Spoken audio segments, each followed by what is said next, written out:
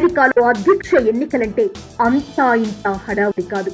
అధ్యక్ష అభ్యర్థుల మధ్య హోరాహోరీగా పోరుంటుంది. వివిధ స్థాయిల్లో తమను నిరూపించుకుంటూ ప్రజల మద్దతు కూడగట్టి వారి మన్ననలు అందుకోవాల్సి ఉంటుంది. ఎన్నిక తర్వాత అధ్యక్షుడే కాక ఆయన సతీమణి కూడా ప్రజలను ఉద్దేశించి ప్రసంగించాలి. ఫస్ట్ లేడీ ఆఫ్ అమెరికాగా తన అభిప్రాయాలు వెల్లడించడం అక్కడ ఓ ఆనవాయితీ. అయితే ప్రజలతో మమేకమై వివిధ అంశాల పట్ల సొంత అభిప్రాయాలు కలిగి ఉంటే వాటిని ఎక్స్ప్రెస్ చేయడం చాలా సులువు. కానీ ఇక్కడ జరిగింది వేరు. అమెరికా కొత్త అధ్యక్షుడు ట్రంప్ సతీమణి మిలానియాకి మిచెల్ ఒబామా చేసిన పవర్ఫుల్ ప్రసంగం చాలా నచ్చేసింది కాబోలు. అలాగే కాపీ కొట్టేసింది.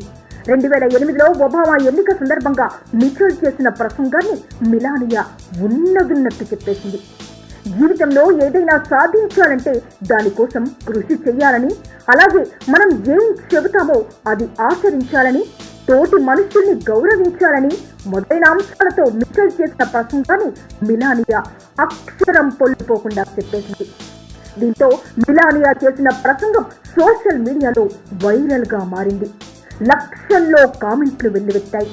మిచెల్ ఒబామాతో పోలుస్తూ మిలానియా రోబోలా మాట్లాడిందని కొందరు, అచ్చు స్కూల్ విద్యార్థుల అప్పచెప్పేసిందని మరికొంతమంది నెటిజన్లు కామెంట్లు పెట్టారు.